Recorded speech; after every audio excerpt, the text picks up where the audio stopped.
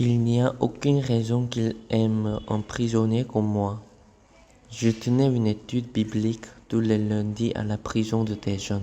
Un jour, j'y suis allé pour prêcher la parole.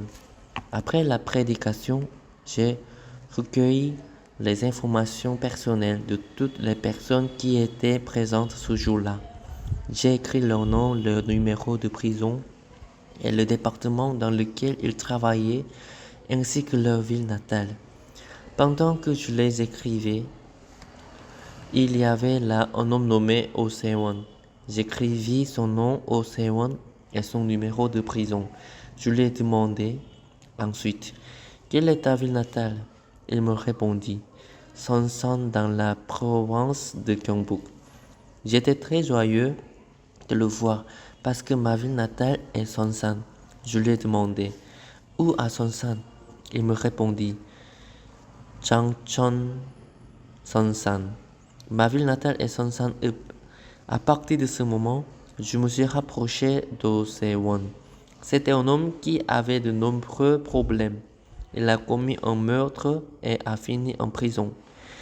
Je lui ai demandé si sa famille était toujours dans cette ville et s'il demeurait toujours en contact avec elle. Il me répondit qu'elle y était, mais qu'il ne pouvait plus être en contact. Après qu'il ait commis ce meurtre et qu'il fut mis en prison, tous les membres de sa famille l'abandonnèrent. Vous pouvez maudire sa famille pour avoir agi ainsi, mais cela est compréhensible car cet homme leur avait donné beaucoup de souffrance.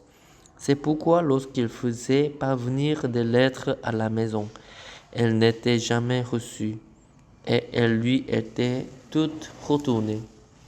Pendant 10 ans, il n'avait pas vu sa famille et aucune personne ne vint lui rendre visite. C'est ainsi qu'elle avait vécu. Cependant, sa vie changea lorsqu'il reçut le salut. Quand venait le moment de l'étude biblique là-bas, je lui disais, Frère, oh, ne t'inquiète pas, si tu finis de purger ta peine, tu pourras venir demeurer dans mon église. Demeure avec moi dans mon église. Quand je lui disais cela, il était très joyeux. Cet homme avait de nombreux problèmes en prison. Alors, il fut mis en cellule personnelle pendant 6 ans. Mais après avoir reçu le salut, il lisait la Bible tous les jours. Il avait considérablement changé. Un jour, il fut libéré après avoir fini de purger sa peine. Il y avait une chambre dans mon église et il y demeurait avec les frères de l'église. Il évangélisait avec les frères et tout allait bien. Mais un jour, il vint à moi et me dit, Pasteur, je ne veux pas rester dans l'église. Je voudrais vivre en dehors de l'église. Pourquoi? Où iras-tu? Il me dit que dans chaque ville, il y avait des centres de rétablissement pour les gens sortis de prison. Puisqu'ils n'ont nulle part où aller, ils continuent de commettre des crimes. Alors ce lieu leur apporte guide et nourriture. Il est appelé centre de rétablissement de la vie. Et frère, pourquoi veux-tu aller au centre de rétablissement? Cet endroit sera inconfortable pour toi. Demeure ici. J'irai vivre là-bas et y prêcher. Frère, tu peux y aller pendant le temps d'évangélisation et retourner ici, n'est-ce pas? Dois-tu y vivre? Tout en étant ici, tu peux aller pour évangéliser. Il faut faire comme cela. Non, il dit qu'il voulait s'en aller. Alors j'y ai réfléchi calmement.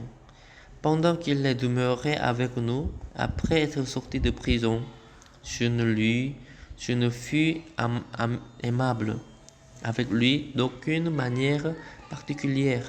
Lui demander de rester aurait eu un sens pour moi si je l'avais bien traité. Je regrettais de lui avoir demandé de rester parce que je ne fus pas bon envers lui. Ok frère, oh, si c'est comme ça, va. Je ne t'ai pas bien traité du tout, mais est-ce qu'on ne peut pas demeurer ensemble? Je ne fus pas capable de bien te traiter ou de bien te nourrir, mais reste avec nous. Aussitôt alors il avait les larmes aux yeux, et il dit qu'il resterait. Je suis insensé.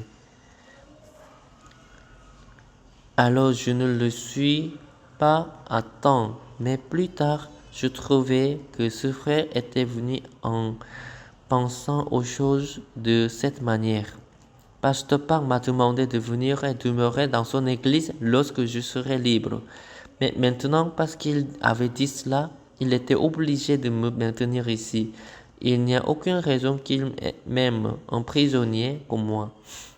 Puisqu'il m'avait dit de venir, il devait prendre la responsabilité. C'est pourquoi il me laisse demeurer ici. Il n'aime probablement pas le fait que je sois ici. Si c'est ainsi, il vaut mieux que je m'en aille d'ici. C'est la pensée qu'il avait. Puisque je pensais que l'église serait mieux pour lui par rapport au centre de rétablissement, je lui demandai de rester là avec moi. Mais ce frère voulait toujours y aller. Finalement, je dis, frère, oh, si c'est comme ça, va, puisque je ne peux pas bien te traiter. Mais est-ce que tu ne peux pas vivre en mangeant tel qu'on mange? Vivons ainsi. Dès qu'il entendit ces mots, ce frère put connaître mon vrai cœur. Il avait pensé, Pasteur Park m'a demandé de demeurer ici après ma sortie de prison, bien qu'il ne m'aime pas, et que je suis fardeau pour lui. Il me laisse demeurer ici parce qu'il n'a pas le choix, n'est-ce pas cela? Mais, après avoir su mon vrai cœur, il changea complètement le sien. Pasteur, excuse-moi, je resterai ici.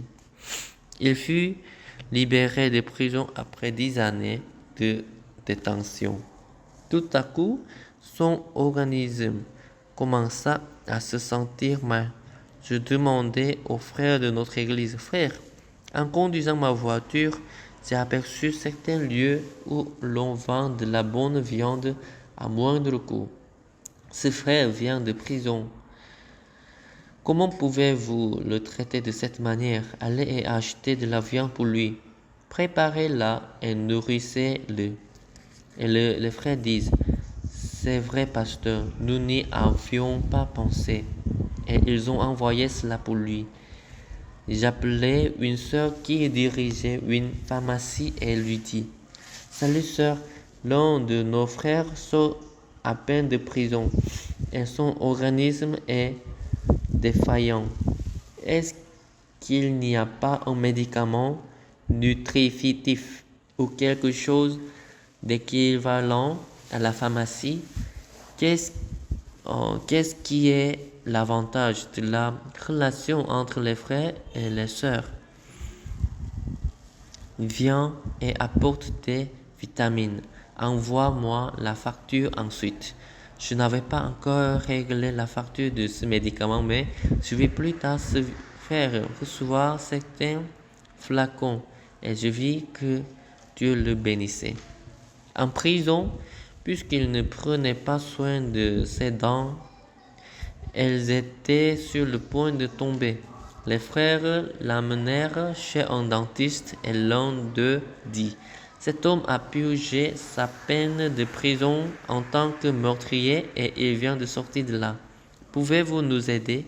Le dentiste dit qu'il ne pouvait pas le faire gratuitement, mais il ne nous fit payer uniquement que les frais de matière et lui donna des soins. Le coût fut extrêmement amoindri parce qu'il ne nous fit payer uniquement que les frais de matière.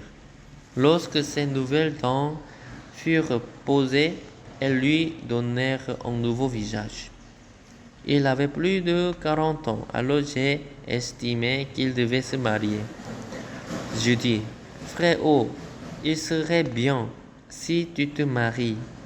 L'un des frères de notre église dit, pasteur, il y a une sœur de notre église qui est veuve. Il serait merveilleux s'il se mariait avec elle. J'ai donc appelé cette sœur. M'as-tu appelé pasteur? Sœur, toutes les autres vivent avec leur mari. Mais pourquoi vis-tu tout seul?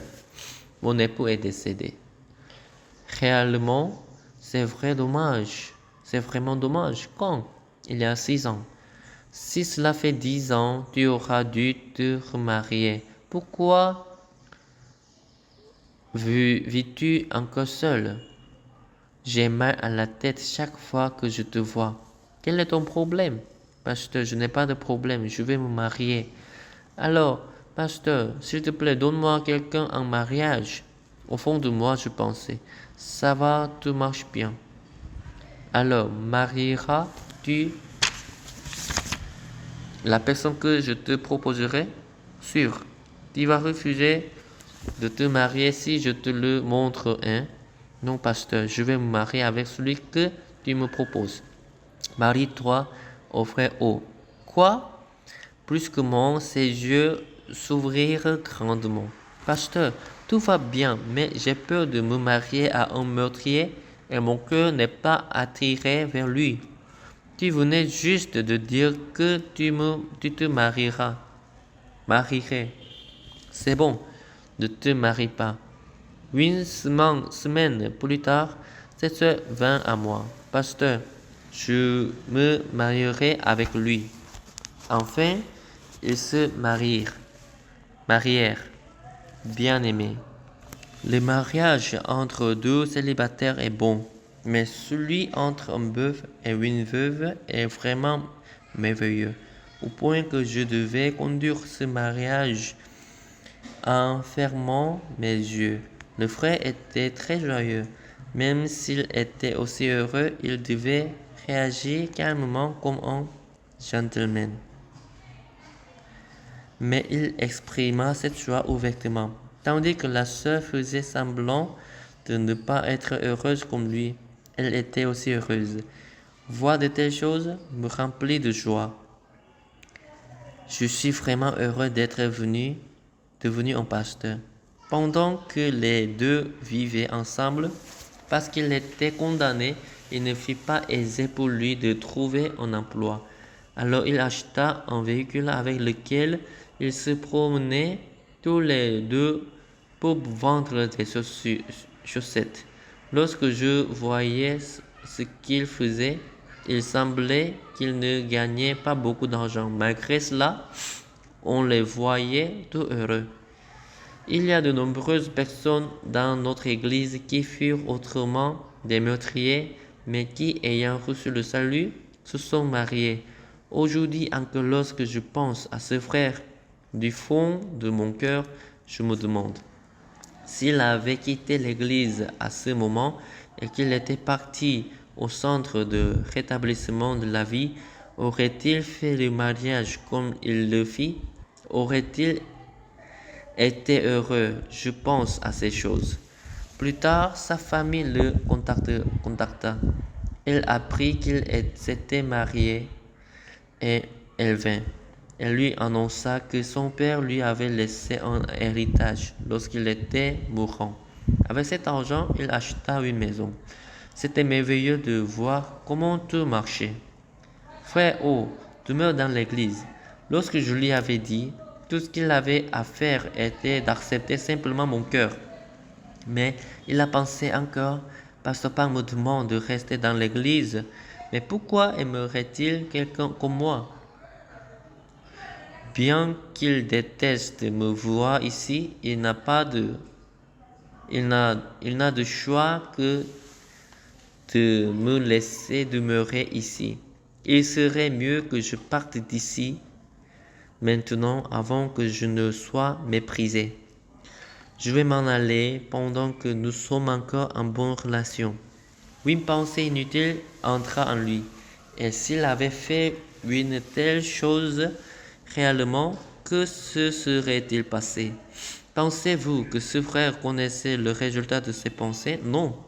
Bien qu'il semble que nous sommes bons, sincères et bien, toutes ces pensées viennent de l'intérieur de nous.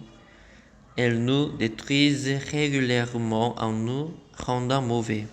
Bien-aimés, lorsque Caïn donnait les fruits de la terre comme offrande à Dieu, à l'intérieur de son cœur, il y avait la mauvaise pensée de tuer son jeune frère.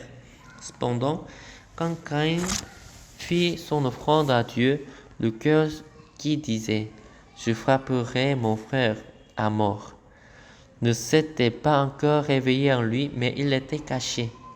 Il ne savait donc pas qu'il était ce genre d'être humain. Même lorsque Caïn adorait et invoquait Dieu, la haine et les mauvaises choses restaient cachées. Il était effectivement une personne sale.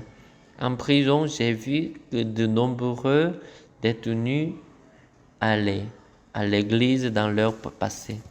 Croyez-vous qu'en assistant au culte à l'église, ils planifiaient « Je commettrai un meurtre ». En participant au culte, ils n'imaginaient jamais, même dans leurs rêves, « Je commettrai les crimes, je commettrai l'adultère, je volerai, je cambriolerai ». Lorsqu'ils participent au culte, ils semblent vraiment sincères et saints. Je suis désolé de dire cela, mais bien que vous soyez en train d'écouter la parole de Dieu, au fond de votre cœur, il y a la convoitise, le mal, la malhonnêteté et la haine. Il existe également de nombreuses autres choses sales en vous, mais parce que nous ne connaissons pas ces choses exactement, lorsque nous nous repentons en disant « Dieu, j'ai commis le vol, l'adultère et j'ai menti. Dieu, j'ai haï et injurié d'autres personnes », nous confessons uniquement les choses qui apparaissent à l'extérieur et nous demandons pardon pour des péchés que nous avons commis extérieurement. Les choses plus sérieuses que les péchés qui apparaissent à l'extérieur sont les péchés qui, du fond de notre cœur, attendent l'occasion de se manifester. Mais sans considérer ces choses, les gens s'efforcent à se détourner des aspects tels que le vol, le mensonge et le meurtre. C'est pourquoi le mal et le péché continuent de sortir de vous.